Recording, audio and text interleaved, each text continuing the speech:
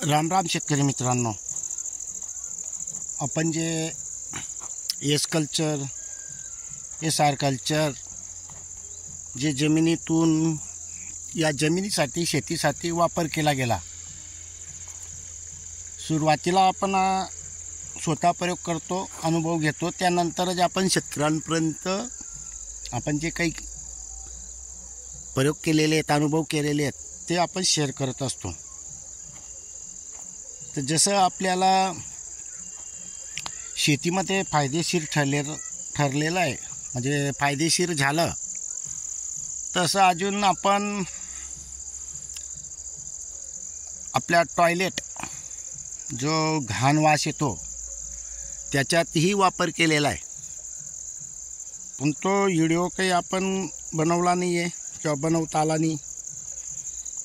तर आता भरपूर शेतकऱ्यांचे जे काही प्रश्न होते, हे याच्यासाठी काम करेल का, तर आपण त्यांना हो सांगून, म्हणजे आपण स्वतः अगोदर वापर केलेला आहे, आमच्या चर्चेमध्ये निघालेले आहेत विषय, आणि काही शेतकरी वापर करतायत, तर त्यांना आता वास येणं बंद झालेलं आहे।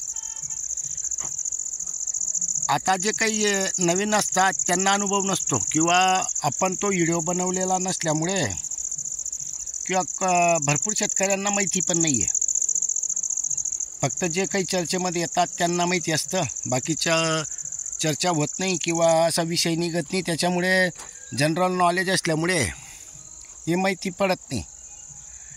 तर आता 2-3 शेतकऱ्यांचे फोन आल्यानंतर आपण त्यांना सांगितलं की बुवा तुम्ही 2, 4, 5 लिटर जे काही टाकता येईल तुम्हाला ते टाका, त्याच्यानं वास कमी होतो। तर त्यांनी तो प्रयोगही केलेला आहे, तर त्यानंतर त्यांचेही समाधान झालेलं आहे। तर शेतकरी मित्रांनो, जर आपण टॉयलेटमध्ये 2 ते 5 लिटर कधी, आता ज्यांच्याकडे एस कल्चर असेल त्यांनी एस कल्चर टाकावं, ज्यांच्याकडे SR कल्चर असेल त्यांनी SR कल्चर टाकावं, आणि ज्यांचा संडास बंद झालेला आहे, हा स्वतःचा अनुभव आहे आपल्याला, ते आपण एस कल्चर टाकून 10 ते 15 लिटर हळूहळू, म्हणजे ते जात नव्हतं काहीच, पण त्यात आपण सुरुवात केली होती 2 लिटरपासून। तर त्या 2 लिटरला टाकल्यानंतर दुसऱ्या दिवशी आपल्याला थोडा त्यात मार्ग निघत होता, तसं हळूहळू वाढवत गेले आपण, त्यात 20 लिटरपर्यंत आपण एस कल्चर टाकलेलं होतं। 4थ्या दिवशी पूर्ण क्लिअर होऊन गेला, आणि विशेष म्हणजे शेतकरी मित्रांनो, त्याचा वापर आज ते करतायत, आपले नातलग आहेत ते, तर ते करत आता महिन्यातून एकदा 2-3 लिटर टाकून देतात, त्या टॉयलेटचा वासच येत नाही। तर शेतकरी मित्रांनो, आपणही आपला टॉयलेटचा वास येत नसेल किंवा येत असेल तर डायरेक्ट बिनधास्त तुम्ही एस कल्चर SR कल्चर जे काही असेल ते टाकू शकतायत। कारण आपण ज्या काही निविष्ठा बनवतोय, हे पालापाचोळा असेल, काही असेल, हे कुजवून घेत आहेत।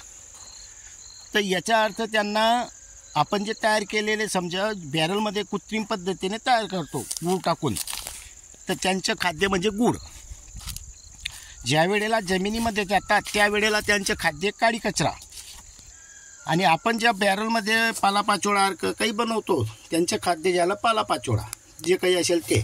आता जसं इथे तयार झालेलं असतं की आपण जे टॉयलेटमध्ये जे मळ असतो ते खाण्याचे काम करतात।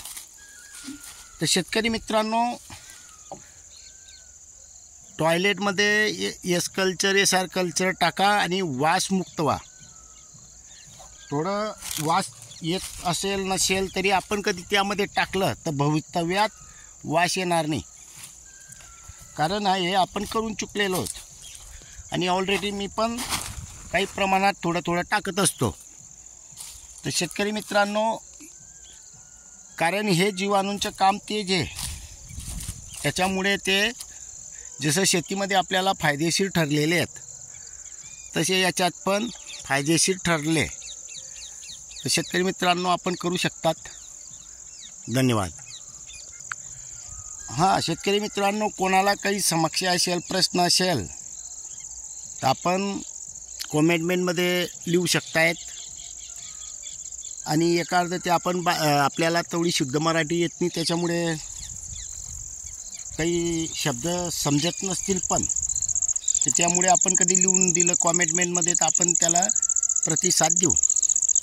आणि जे आपण बाथरूमचाही वास येत असेल तर बाथरूममध्येही टाका. जे कुठं दुर्गंध येत असेल तिथं टाकल्यानं तुम्हाला वास चांगला येतो आहे, म्हणजे तो वास नाहीसा होतो खराब आणि चांगला वास येणं सुरुवात होते. धन्यवाद.